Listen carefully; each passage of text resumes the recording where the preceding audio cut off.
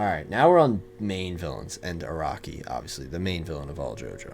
I guess we start with Dio. So we're going to go in order at this point. So we're going to go Dio, then Cars, then Kira. So we're going in order. Alright, Dio. S tier, obviously. Dio is amazing. Dio is an absolutely amazing antagonist. He's the embodiment of evil versus Jonathan's embodiment of good. It was amazing. It was really great, and it was established so well in just a few chapters just how despicable this dude is. However, you can also see his sympathy of just being born into a terrible circumstance with a terrible father and a mother who was sick that he cared for, and seeing him really want to prove he can be something in the world because of the circumstances he has grown up in. He just really did not expect the way he was going to turn into that. So Dio, S tier, without a doubt. Dio is the JoJo villain in my opinion. He's not the best, but he's the JoJo villain, obviously.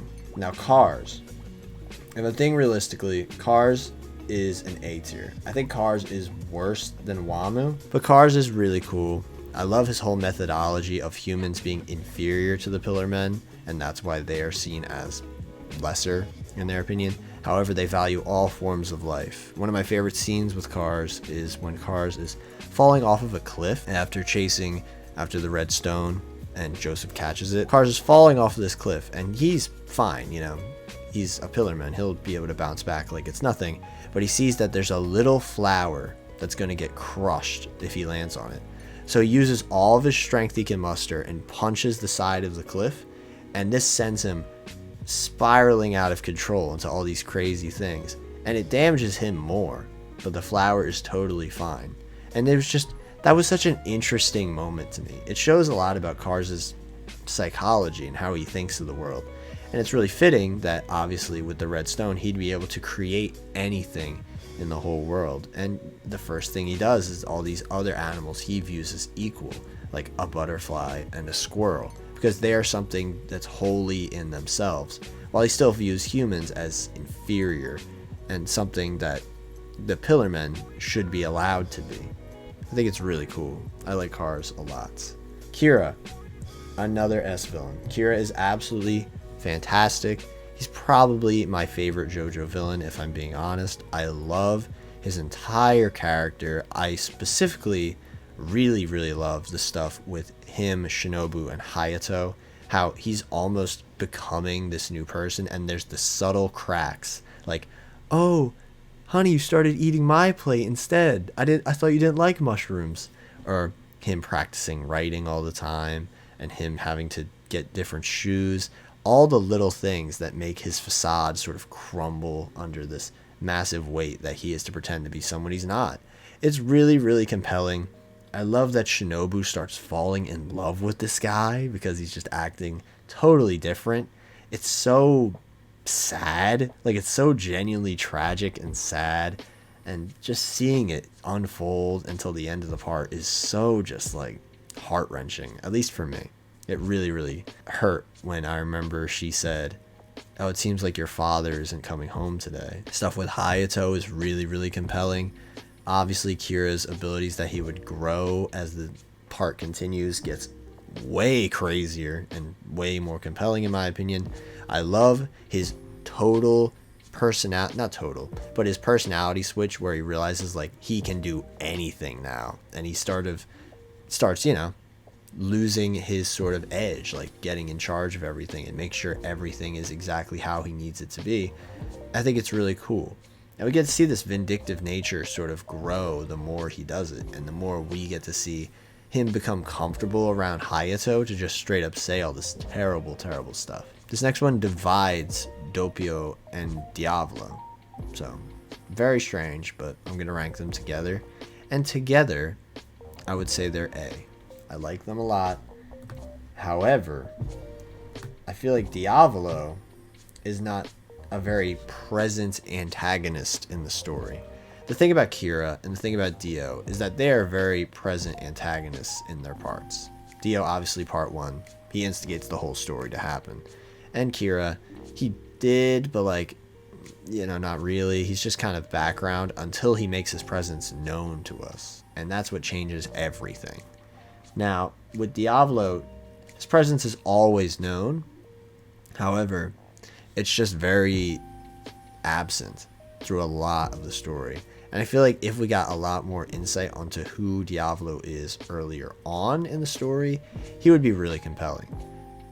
And it's just, I don't know, that lack of connection between Giorno and Diablo, I also really don't like that much.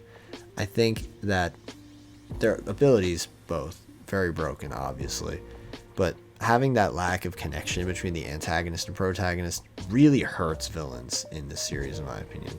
When you have such great connections like Jonathan and Dio and Josuke and Kira with all the thematic and important connections between the two, it feels really kind of tragic in my opinion, where it doesn't really click that well. And now we're going to talk about another one that clicks really, really well. Pucci.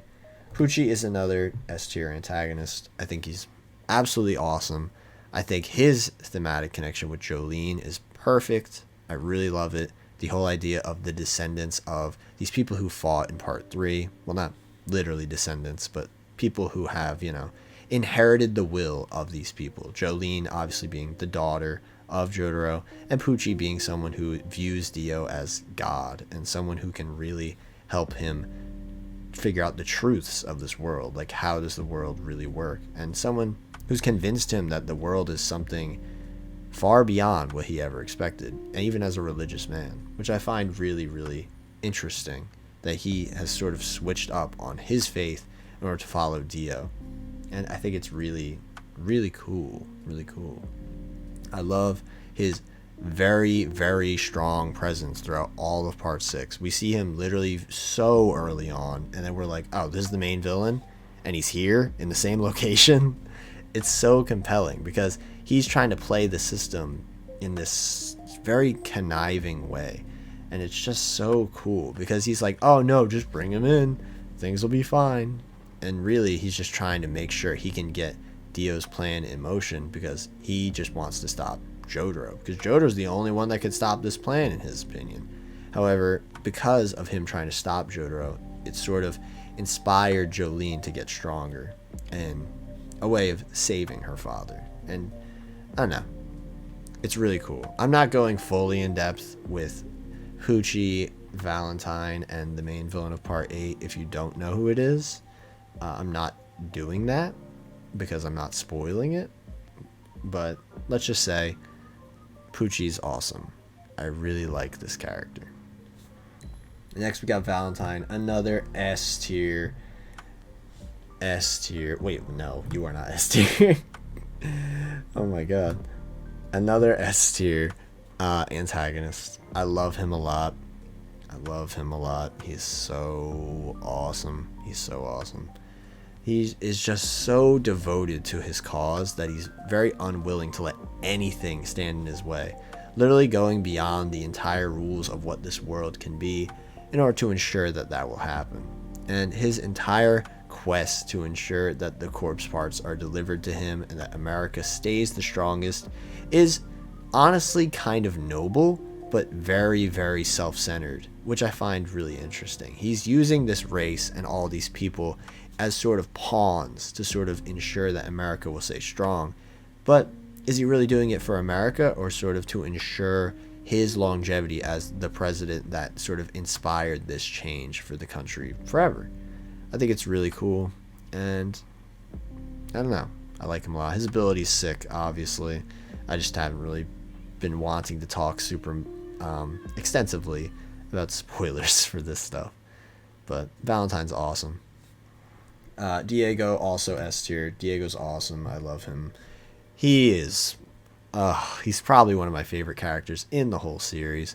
I love his rivalry with Johnny. It feels so earned, and it's such a cool way of spinning his character from the way that Jonathan and Dio were in not Steel Ball Run, Phantom Blood. It feels really, really satisfying to see them reinterpreted in this way.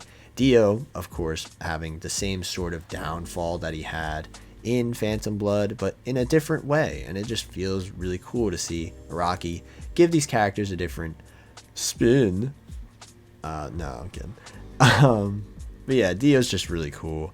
I love his very cruel nature that is present throughout his entire story, like pretty early on, I would say. His cruel nature where he's like, oh, I'm going to win because I am very much... He has that same amount of drive that Dio had in Phantom Blood. However, unlike Dio in Phantom Blood, he's still a human and has that sort of limitation that he can't do things, you know, literally above humanity.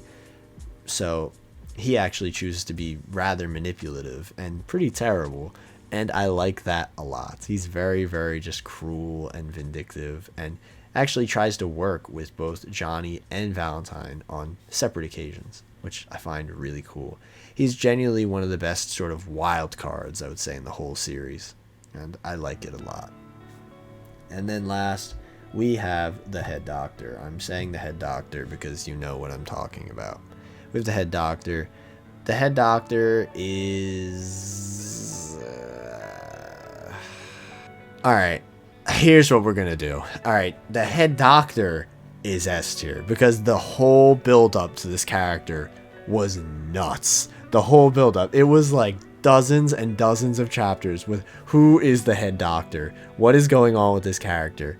And it was just a mess. And it was great because no one knew who this dude was because his abilities were so weird and no one had anything, and he was just this nebulous name that was just intimidating because there's no name. It's just the head doctor, and he just has this very imposing nature to him that no other villains had. It's like the ultimate mystery because we know who this dude is, but we don't know how to approach him or do anything about this dude. It was just so unique compared to every JoJo villain at this point. And what am I saying at this point? This is is very unique, is what I'm saying. I find him very just compelling. I don't really know how to fully describe it, like, without spoiling, obviously.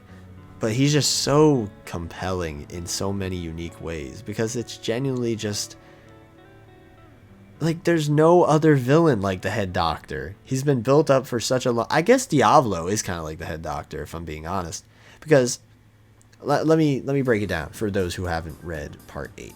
I would say Part 7, Steel Ball Run, is very similar to Parts 1 to 3 in the way it goes about not only the characters it reintroduces, but how the story progresses as a whole. Part 8, it does the same with Parts 4 and 5, in my opinion. Part 4, obviously, because it takes place in Morio, there's a character named Josuke, a lot of stuff. But around the midway point, it gets a very Part 5-esque style plot where every character is going after the same goal. It's very action focused, and there's very little room for these later villains, in my opinion, to have a really fleshed out thing going on like Part 4 villains did pretty much constantly. And obviously, with the heavy emphasis on action and organizations, the big bad is the leader of this organization, just like Diablo. However, the mystery wasn't who the person was. It was like, how do we even get to this person? Diablo, they knew how to get to Diablo. They knew exactly what they had to do. However, with the head doctor, it's something very different. They can't even approach this guy. And that imposing nature of what is even happening, what is the circumstances surrounding this person, I found incredibly compelling. So that's my spiel on the head doctor. And I guess if we're going fully into it, since the head doctor is not the main villain of Part 8 and is actually a sentient stand, I'm going to have to go with Toru in A tier, because Toru is not my favorite at all. He's not. Honestly, I'm going to do this. This sounds terrible. I'm putting Topio above, separate from Diablo. That's so dumb. But anyway, Toru is weird. Toru is weird. I feel as though, this is, again, if Toru was introduced in like chapter, I don't know, 20 or something, like really early on, like this dude is Yasuo's ex-boyfriend, like a huge rival, you know what I mean? That would have been cool. You know, we get to see a rival for Josuke besides Jobin and I guess Joshu, but like not really. we get to see a rival for Josuke. And obviously, this is not a rival in the traditional sense. Since Jolene has a lot of romantic elements, this is a rival in a very unique sense for JoJo. And then having the reveal that this romantic rival that you've, had to deal with through the whole series is actually the main villain, that would be pretty crazy. I think it would be a really cool twist, because it's like, oh, we're so used to this character, we might not even think he's the main villain because he's just been around the whole time. Oh man, Toru is cool though. He's cool. He has that whole rock human lore. We get a lot of stuff about his sort of ambivalence towards remembering the past and having zero connections, which is obviously meant to parallel Josuke and his goal to have all these memories and connections and find out who he was. And he does have some duality, I'm not gonna lie. At first I really didn't like it because their dynamic was so lacking. Like I said, with the idea of him being introduced earlier as a romantic rival, that's a dynamic. You are building a dynamic immediately, like they're rivals. And then having that twist of he not only used Yasuo and tried to make her kill herself and all this crazy, horrible stuff, we get to see, oh, he's also the main villain. This is crazy. Man, I hate this dude. Oh, and then Araki is S tier because, he's the main villain of the series. But yeah, so yeah, that's my list. I think this is pretty good. I kind of want to order S tier because that's the tier I think I care the most about. So Kira is my favorite villain in JoJo. Then I'll put Valentine. I really like no, but I really like Diego. And then I'll put Valentine. I really like Jobin, Wamu. This feels correct. No, let's put Pucci higher. So we got, nah. So my S tier, my favorite villain is Kira. Then we have Diego, Valentine, Jobin, Wamu, Pucci, Dio, Whole Horse, and the Head Doctor. Who are your favorite JoJo villains? Let me know below. All that YouTube algorithm generating stuff. And this video is pretty long, so if you've stuck around through the whole hour and 23 minutes, probably shorter than that because I'll edit it out. Thanks. I would love to know what you think of my list. Hopefully it's not garbage, which I kind of think many people will think it is. That's really it from me. If you want to see more JoJo content, consider supporting the channel. Hope you enjoyed, and have a good one.